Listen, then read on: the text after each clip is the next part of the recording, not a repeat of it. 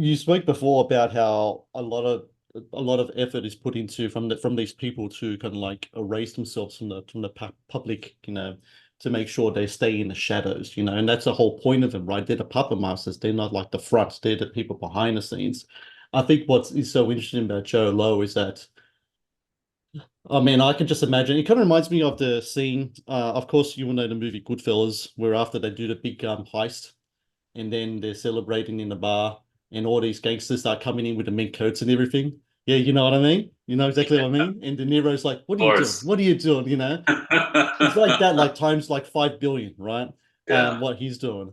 I can only imagine the reactions from a lot of the people, whether it be like from Goldman Sachs, or from the Arab Emirates, or from for anywhere else, just watching this guy just hanging, doing these things and funding movies and hanging out with DiCaprio and all that. I mean, of all the stuff that he done, I think the brazen personality that he had says something about, maybe perhaps, I don't know, maybe when it comes to people working in these financial institutions and handling these copious amounts of money, then maybe there should be some type of, I don't know, psychology test beforehand to check what type of traits they might have.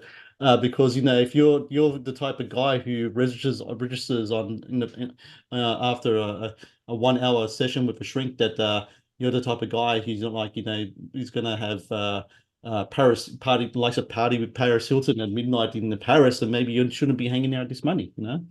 Well, I did read somewhere that the highest concentration of psychopaths is found in finance. So Uh-huh. who knows? Yeah. Maybe that is something they're looking for.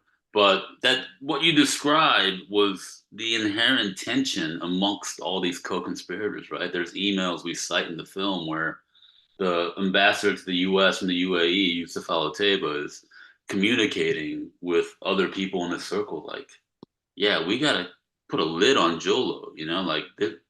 And Tim Leisner is talking about, like, this isn't how you do this. Like, you Yeah. take the money and you stay quiet about it. But like you said, Jho Low was the guy that couldn't stop buying the mink coats.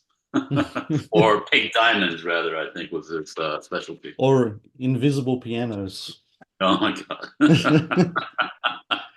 That's a Lex Luthor supervillain play right there. I tell you what.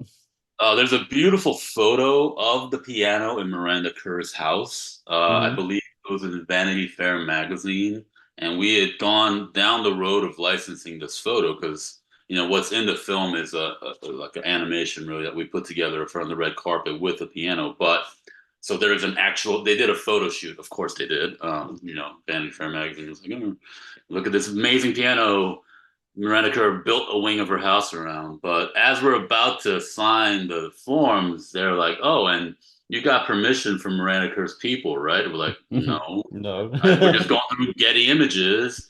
And they're like, "No, well, this photo you have to get permission from her people." So we're like, "Oh, geez, no, that's not gonna happen." Yeah. But I it's want to still there, talk. as I know. Yeah, still it is still there. I wouldn't be surprised. She does the house tours. Like, this is the one that my former fugitive boyfriend bought for me over here. Yeah, in this wing of the house. Thank you for watching the Matt's Movie Reviews channel. Please subscribe for more reviews, podcast interviews, and exclusive content.